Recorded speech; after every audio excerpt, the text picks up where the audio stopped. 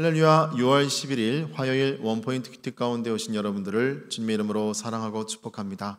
오늘 하나님께서 우리에게 주신 말씀은 사도행전 18장 1절에서 11절까지의 말씀입니다. 사도행전 18장 1절에서 11절까지의 말씀 다 같이 한 목소리로 함께 읽도록 하겠습니다.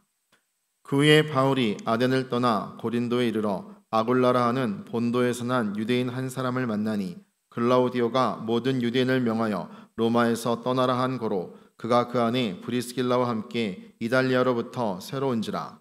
바울이 그들에게 가매 생업이 같으므로 함께 살며 일을 하니 그 생업은 천막을 만드는 것이더라. 안식일마다 바울이 회당에서 강론하고 유대인과 헬라인을 권면하니라.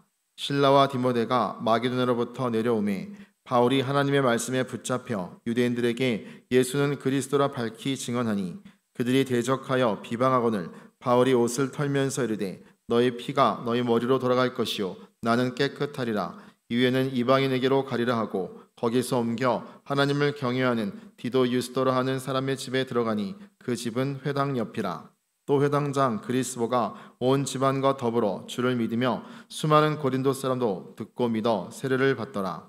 밤에 주께서 환상 가운데 바울에게 말씀하시니 두려워하지 말며 침묵하지 말고 말하라. 내가 너와 함께 있음에 어떤 사람도 너를 대적하여 해롭게 할 자가 없을 것이니 이는 이 성중에 내 백성이 많음이라 하시더라. 1년 6개월을 머물며 그들 가운데서 하나님의 말씀을 가르치니라. 아멘. 이 시간 함께 일함으로 라는 제목으로 담임 목사님께서 큐티 인도해 주시겠습니다. 할렐루야. 네, 사도 바울은 전도자로서의 순례의 삶을 아주 누구보다도 아주 잘 살고 있습니다. 세상에 어떤 집착과 애착을 내려놓으니까 이런 평생의 복음지를 따라 순례하는 순례객 이런 태도로 사니까 참 영적 김삿갓은 목표가 없었지만 사도 바울은 본향이 있는 순례자, 이 차이점이 있다고 볼 수 있겠어요. 오늘 6월 11일 화요일을 맞이하면서 우리가 사도행전 18장 1절에서 11절을 보면 바울은 모든 지역을 다니면서 전도 지역으로 삼습니다. 어떤 것도 예외가 없이. 그러나 핍박이 오고 또 공격이 오고 막힘이 있을 때는 길이 열린 문을 통하여 또 복음 전도의 새로운 개척지를 찾습니다. 신자는 누구인가? 끊임없이 주님 나라가 임할 때까지 우리의 영적 개척지를 쉬지 않고 찾아가는 사람. 여러분, 은퇴라는 것은 사회적 용어입니다. 성경에는 은퇴가 존재하지 않아요. 하나님의 세계에는 은퇴가 존재하지 않아요. 우리가 소명받은 제사장 또 그리스도의 대사 전도자로서는 죽기까지 계속되는 것입니다. 그런 의미에서 보면 바울의 삶은 그런 복된 인생으로 우리 앞에 지금 앞서가고 있습니다. 1절 보세요. 그 후에 바울이 아덴을 떠나 고린도에 이르러. 자, 마게도냐에서 떠나서 에게를 지나 아니면 육로로 왔든지 고린도라는 곳은 이 마게도냐 아래쪽에 있습니다. 고린도 땅에 왔습니다. 자, 고린도 운하가 지금 유명하죠.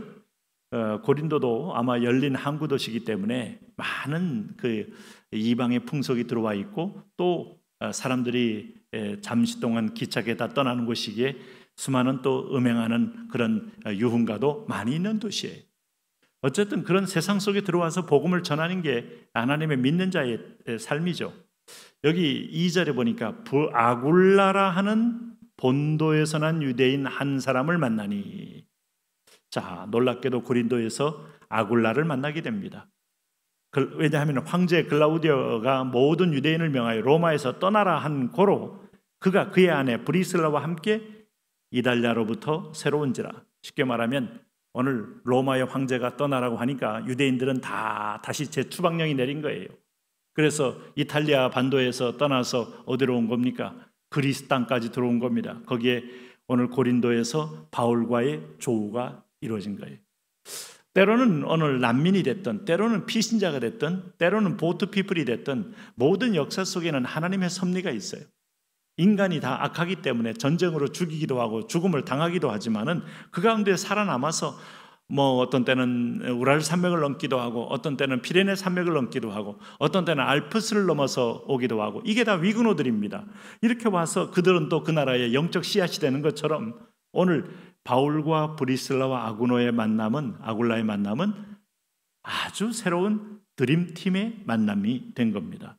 자, 이 사람들이 뭐 하는 사람들인가 했더니 3절에 생업이 같으므로, 생업은 바울과 같다는 겁니다.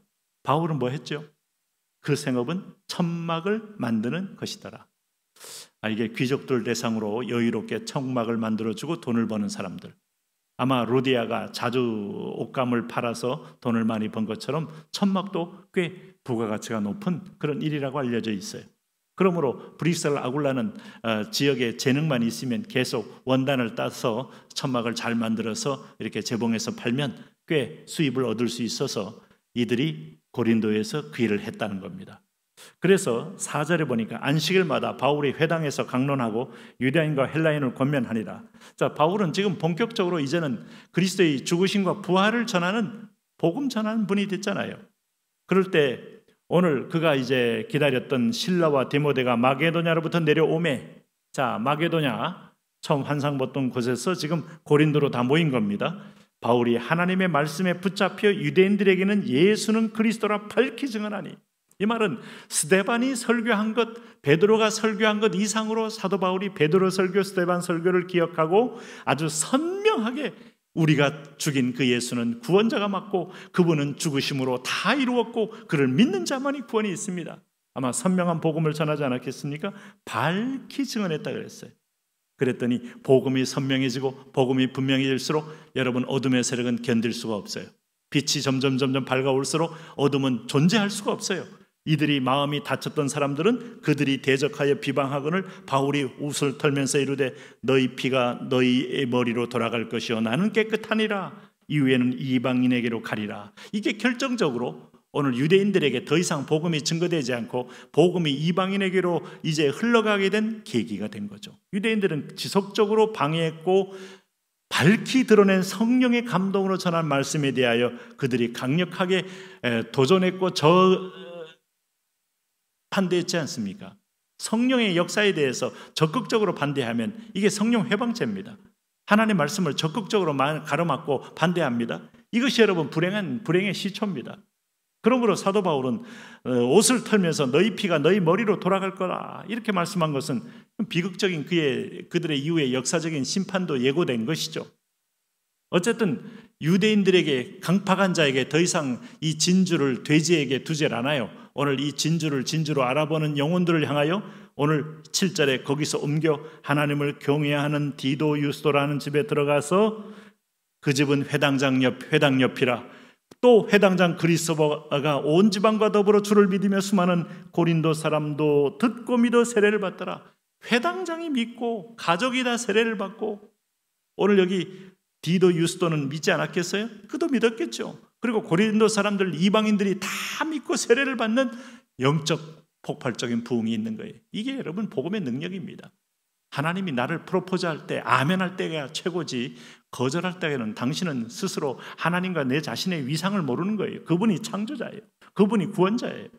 그러므로 9절에 보면 밤에 주께서 환상 가운데 바울에게 말씀하시되 바울아, 네가 유대인들에게 좀 거절당했다고 해도 낙심할 것도 없고, 네가 어떤 때는 한때는 너희가 또 돌에 맞기도 했고 너희가 도전도 받아 감옥에도 투옥도 됐지만 계속 전해라. 담대히 전하라.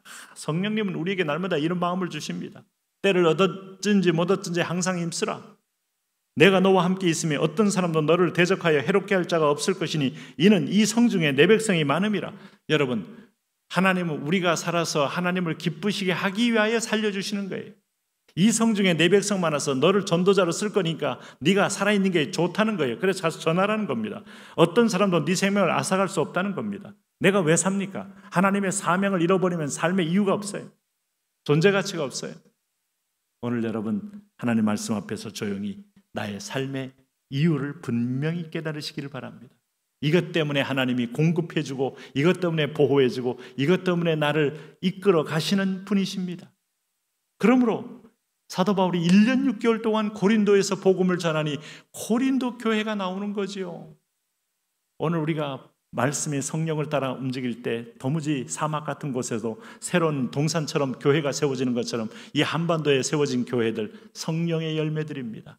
이 열매들이 찌그러지고 다 말라 비틀어지면 안 돼요. 계속 재파종되고 재파종되어서 열방으로 흘러가야죠.